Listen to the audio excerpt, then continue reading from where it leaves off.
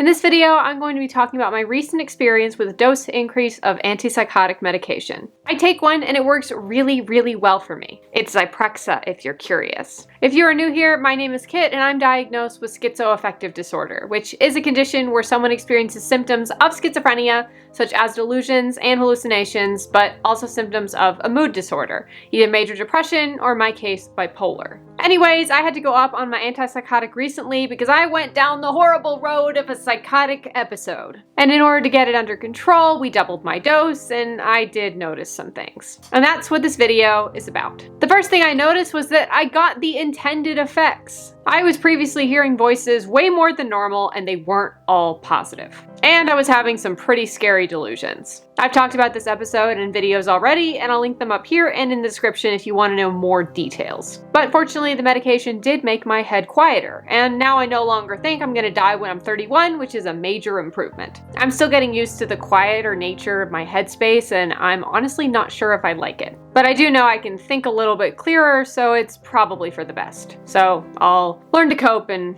put up with it for the sake of stability. There's always a trade-off when it comes to psych meds. But my first side effect hit hard: extrapyramidal symptoms, or EPS. When I first upped the med and took that double dose, I experienced a lot of dystonia. They're kind of like repetitive body jerks that I can't control. So my legs will jerk, sometimes my arms will jerk, and my throat and jaw will tense repeatedly, which is just horrible. And I did mention that this was happening in a previous video, but the update is that it's actually gotten a lot better over time. And it used to keep me up at night, meaning that literally I would be laying in my bed and I would get these full body jerks that would keep me up, and they'd be repetitive and almost violent in a way, and I realized that if I took a hot shower, that would make it stop. But when you're trying to go to sleep and you're already sleepy because of the meds you're taking, and then suddenly there's full body jerks and you have to get out of your bed, out of your clothes, into the shower, then back in your clothes and back into bed, it got old fast is what I'm getting at. But I'm really glad that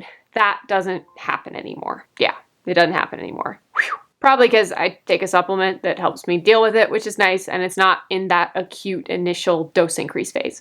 So yeah, all good now. But now I want to talk about new information, not just casual updates to older info. I, interestingly enough, have less urges to spend large amounts of money on things. This one caught me off guard, quite off guard, actually. And it's not that I've actively saved a ton of money per se, but I'm having less of a desire to spend it. It's weird, because I used to do like big orders of things 1 or 2 times a month, but the last few months I just haven't wanted to do that. And personally, I think that's a good thing. I think it's a very good thing. I think this originates from the antipsychotics' ability to treat mania. Because a lot of people who take antipsychotics do take them for mania. They're not just for treating psychosis, they can also treat manic symptoms and bipolar disorder as well. So a lot of people with bipolar disorder will take an antipsychotic even though they don't experience psychosis. But anyways, when I'm manic or hypomanic, I tend to spend more money than usual, and I have urges to spend more money than usual. So maybe it's an extension of that, but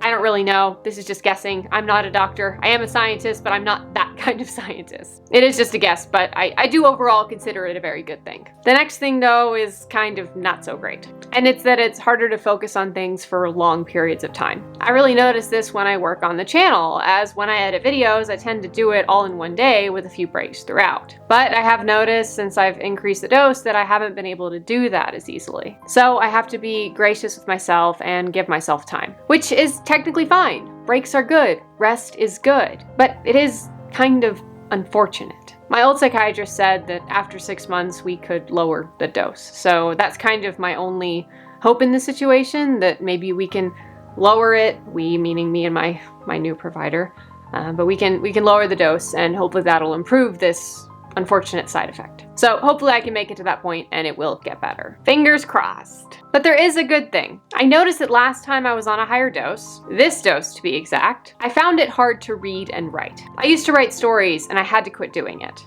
And I used to read books and I had to quit doing that. I didn't have issues with either of those things on the lower dose, and I was thrilled at that fact. But of course I worried that with this dose increase, I would be thrust back into the state where I couldn't read or write. But I wasn't! Not this time! Yay! And really, the only different thing this time around, besides the fact that I'm a few years older is that I'm not drinking alcohol. So I think it had something to do with that, because it's the only thing that makes sense. I used to be so stupid and would drink so much. I'm so glad I'm sober and in recovery now. One of the best decisions I've ever made. And I can read and write as I please as a result. I guess now it's time to ask you a question. And if you want to answer, drop it in the comments. If you've gone up on an antipsychotic to treat an episode, what did you notice? I know people have varying levels of side effects and everyone is different. So let me know in the comments below. Other than that, thanks so much for joining me once again in making the uncomfortable comfortable. Subscribe if you haven't already, and I'll see you in the next one.